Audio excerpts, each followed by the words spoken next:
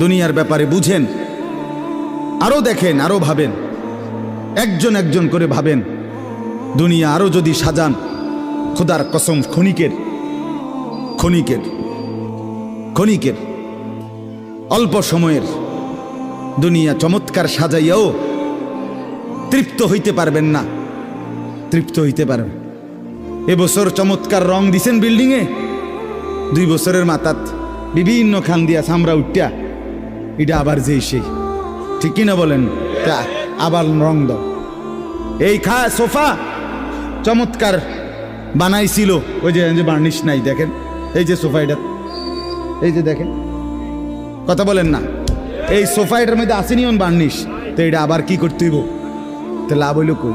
দুনিয়া তো ধোকা, দুনিয়া ধোকা। এই সৌন্দর্যময় চেহারা নারী 30 বছরের ব্যবধানে উনি বুড়ি, আর কেউ ফিররা সেদিকে ফিরা সেফও হালায় না। আজ যেই যুবতী, যেই বেহায়া নারী, বেপর্দা মহিলা বাজারে বাজারে ঘুরতো, যৌবন, আরে সেটা তার সম্পদ না, তারটা হইলে তো নিজের হইলে তো সে কখনোই বুড়া হইতো না। আল্লাহ তাআলা বলছে, আমি যখন যৌবন শেষ করে দিলাম, তো এখন আর কোন পুরুষ তার দিকে ফিররা থুতুও বালায় না।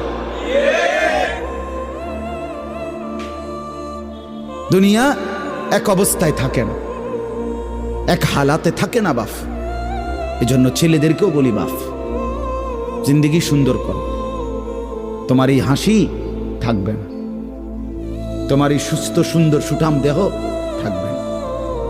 আন্তরিকতা নিয়ে শুনলে, নিজের ভিতরে নেক মানসিকতা যদি থাকে, গ্রহণ করার মানসিকতা, তাহলে অল্প কথা তো ফায়দা হয়। আর গ্রহণ করার মানসিকতা না থাকলেও 50 বছর শুনলেও গুনার অভ্যাস ছুটে না। দেখেন না, 70 বছরের বুড়া মানুষ চা দোকানে টেলিভিশন দেখে, তাহলে এত বড় বুড়ো মানুষ, মুরব্বী, উনি এখনো যদি বিড়ি খায়, সিগারেট খায়, এখনো যদি চা দোকানে টেলিভিশন দেখে, তো ওনার এই মন্দ অভ্যাস, বদ অভ্যাস কত বছর পরে ছুটবে? উনি আরো কয়শো বছর বাঁচলে গিয়া বুঝবে এটা গুনাহ। আর ওনারা